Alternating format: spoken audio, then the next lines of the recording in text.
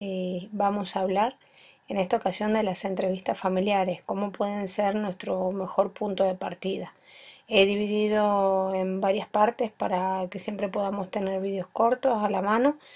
Tendremos que repasar un poco de qué se trata la historia oral, que es una reconstrucción del pasado mediante los testimonios orales. Sabemos que hay muchos pueblos y sobre todo tal vez los hemos visto en documentales o en películas antiguas, que los pueblos indígenas en su mayoría no utilizaban la escritura, sino que iban transmitiendo de generación en generación las diferentes tradiciones, ¿no? Nosotros antes de hacer una entrevista familiar debemos preparar todo. Debemos saber por dónde tenemos que comenzar, qué debemos llevar y qué pautas debemos seguir. ¿Por dónde comenzar? A veces siempre decimos que es un buen punto de partida, pero no debemos confundir que sea un punto de partida con ir a una entrevista familiar con las manos vacías. Hay varias formas de comenzar y una de ellas es el método de la caja. El método de la caja consiste en poner una caja de cartón de más o menos buen tamaño en el medio del salón o del living, como le quieran llamar, digamos que nos moleste, ¿no? Que nos estorbe, que durante un periodo de tiempo, que puede ser unas semanas, un mes, esté allí y entonces nos recuerde que papeles con que nos topemos, fotografías, recortes de periódicos que tengan relación con nuestra familia, los podamos ir depositando allí, ¿vale? Luego, debemos preparar nuestros propios registros con información familiar, o sea, ir registrando todo de una forma organizada, ¿no? Las hojas de registro de grupo familiar son un gran aliado, porque como pueden ver, en ellas se registra el padre y la madre y toda la descendencia que han tenido, ya sean 3 hijos u 11. A diferencia del último punto del cuadro genealógico o el pedigree chart, porque en un cuadro genealógico, como pueden ver, salen sobre todo los padres de las diferentes personas, no todos los hermanos. Entonces debemos disponer de ambos registros. También, si preferimos el formato electrónico, podemos recurrir al árbol que hayamos alojado nosotros en MyHeritage o en Family Search o incluso en Ancestry.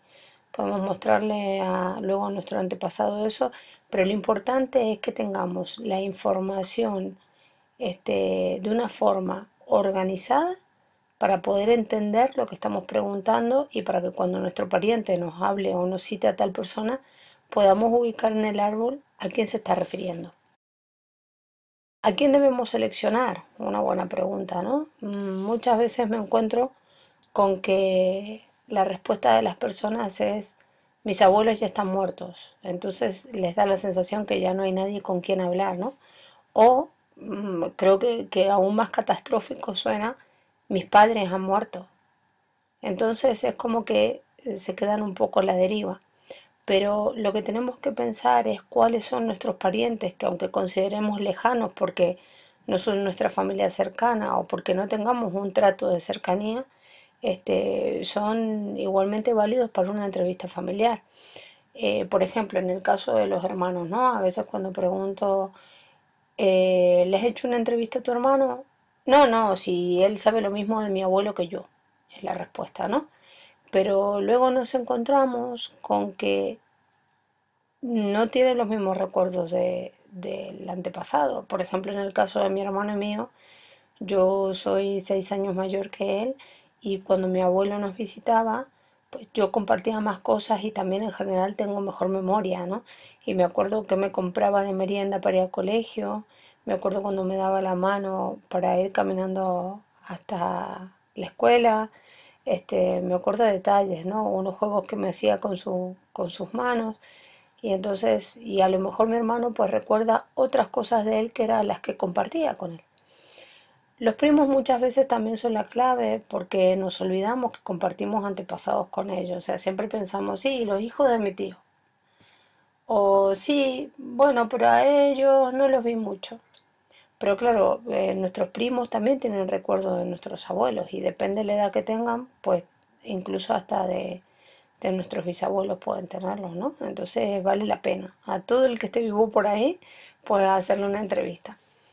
Además de primero realizar una selección y tenerlos a todos en mente y ver cuál es el más idóneo, nos podemos hacer una agenda este, apuntando a quienes vamos a entrevistar primero y a quienes después. Tenemos que llamar por teléfono a la persona o usar el correo electrónico, porque generalmente cuando se trata de familiares mayores, llamar por teléfono para concertar una cita sin olvidarnos explicar cuáles son nuestros objetivos, o sea, qué perseguimos con esto. Te voy a ir a visitar y te quiero, tío, y te quiero preguntar cosas de la familia. Y claro, como saben, cosas de la familia pueden ser secretos, entonces mejor tratemos de ser más específicos, ¿no? Estoy buscando recuperar la historia de la familia y seguramente tú recuerdas datos que yo ya no tengo o cosas por el estilo, sería lo mejor. Y aún para quienes me digan que a lo mejor sus antepasados o su familia más cercana está en otro país, podemos usar las herramientas de videoconferencia como Skype o algunos otros métodos que hay con la ayuda de la generación más joven, ¿vale? Entonces lo dejamos aquí y ya seguimos con la parte 2.